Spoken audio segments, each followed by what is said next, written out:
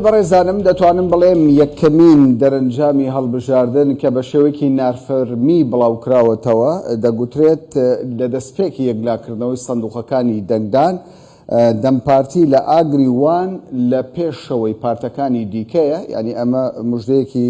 خۆشە بۆ لایەنگرانی دەمپارتی، بەڵام پارتی داد و گەشەپێدان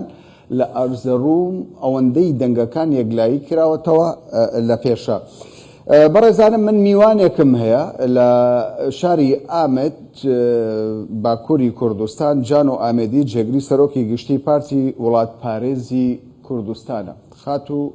جانۆ، من دەمەوێ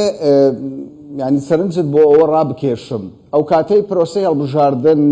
لە هەرێمی کوردستان ئەنجام دەدرێت، یعنی تێبینی ئەوە ناکەین شەڕی دەستە و یەخە گرفتی گەورە هەبێت، بەڵام وەکو بینیمان بەڕێز جانۆ، یعنی ئەوەی کە لە دیاربەکر ڕوویدا برینداربوونی 11 کەس، کەسێکش کە قوربانیە کوژراوە، لە ئورفا شەڕی دەستە و یەخە برینداربوون هەیە، لە شرناخ شەڕی دەستە و یەخە. ئەمانە چۆن دەبینی بەڕێز جانۆ؟ یعنی ئەمە شتێکی ئاساییە یاخودنا؟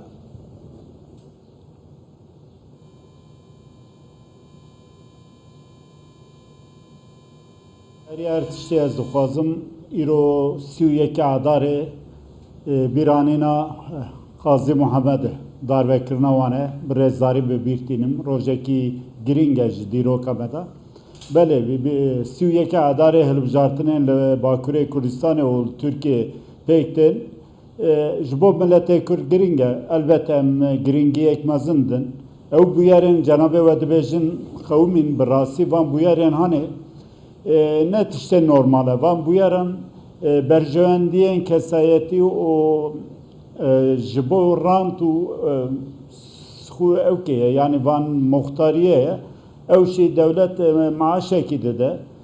ji ber qeyranên aborî û siyasî millet di valayiyekê ye, derfetên ewa derdikevin înca li hemberî wî her kes dixwaze wî bi dest bixe, dijberî heye navbera wan da. Ev bûyerên ewkên, yani ne bûyerên siyasî ne bi rastî vana bûyerên wek bêjin herêmî û sebebên berjewendiyên şexsî ne. Ev karim wisa pênase bikin, pevçûnên siyasî nînin vana. باشە بەڕێز جانۆ، ئەگەر بینە سەر پرۆسەی دەنگدان لە ئێستا و لە ڕابردووشدا چەندە دەتوانین بڵێین پرۆسەی دەنگدان لە تورکیا بە شێوەیەکی شەفاف بەڕێوە دەچێت بەبێ ئەوەی ساختەکاری تێدا بکرێ و کۆمیسیۆنی سربەخۆی هەڵبژاردننی تورکیا بێلایەنێ و دەتوانێت ئیرادەی خەڵکی تورکیا مسۆگەر بکات؟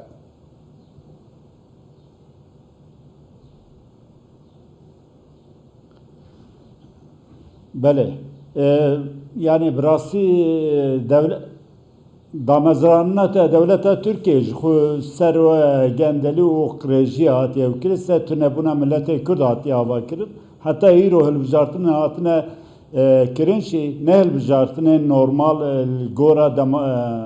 rewşa welatên demokratîk em binîrkirin ne di wê çerçevede her tim di bin bandora dewletê de hatiye kirin. Îro jî ew hilbijartin di wê ewkê de em dinerin li gelek bajarên Bakurê Kurdistanê li navçeyan bi hezaran dengên ne girêdayî wê derê ne ewkin lê li wê derê nîşan dane, bi otobüsan, bi seyaran leşkerin, polîsin ya jî mamûrê dewletê tînin li wê derê dengê wan bikartînin. An jî xwendevanên eskeriyê lê artêşê de hene, wan tînin van dera ew dikin. Qasî em zanin mesel navçeya min 3000 însan anîne li wê derê. 3000 deng bên li navçekî li wê derê demografiya dengan tê guhertin. Îro li Tirkiye ew ka hilbijartinê bi rastî ne şefaf e û ne jî bêalî ye. Dibin bandora dewletê de ye, bandora partiya بۆچوونەکێ بەڕێز جانۆ دەگوترێت لەبەر ئەوەی لە ڕابردوو سەلبێنراوە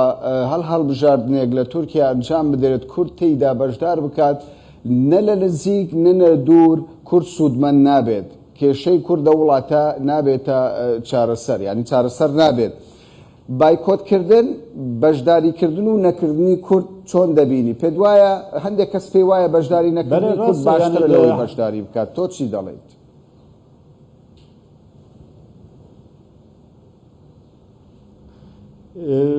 Rastî eger seranserê Bakurê Kurdistanê hêzekî organizasyonekî millî hebe karibe boykotkirin dem bikarbîne wek çekekî çê dibe lê beşdarbûna hilbijartinan da eger Kurd bêşmendiyekî netewî karibin tev bigerin hêza xwe qeweta xwe dengê xwe wek mobilize bikin karin îro li ser her du baskên dewletê îro em zanin sîstema îroyên li ser du baska dimeşe karin wî dengê xwe hêza xwe wekî tayînker bikar bînin elbette yani Türkiye siyasetekî dimeşîne li hemberê Kurda em bixwazin li ser tunebûn û bêhêzbûna Kurda ew dikin lê Kurd jî karin ew dengê xwe yani kêmasî em zanin ki li Bakurê Kurdistanê nêzîkî 16-15 milyon dengê Kurda heye ev hêz ça bive tayînker li ser her du aliyê baskê dewletê kare bive ewkê encamekî bigire ji bo mafê milletê Kurd ji bo desthilatdarî ji bo mafê millî coğrafî û netewî hinek tişta bi dest bixe kare bazarî bike kare kîjan alî nêzîkî û qûvel bi wan re li ser berjewendiyê netewî tev bigere lê mixabin bi me re hişmendiya netewî ji ber tuneye em berjewendiyên partî û rêxinan derdixin pêş ew jî zirarekî dide milletê Kurd. باشە بەڕێ جانۆ ئێستا زۆربەی ئاماژەکان باز دەوە دەکەن ینی دەمپارتی لە باژێرە گەورەکانی باکووری کوردستان جارێکی دیکە سەرکەوێتەوە و لە ستەمبۆڵیش دەگوترێ ئەکرم ئیمام ئۆغڵو سەردەکەوێت پێت وایە سیاسەتی داهاتووی ئەردوغان چی دەبێت دەبێتە دۆستی کورد یان دەبێتە دوژمنی کورد؟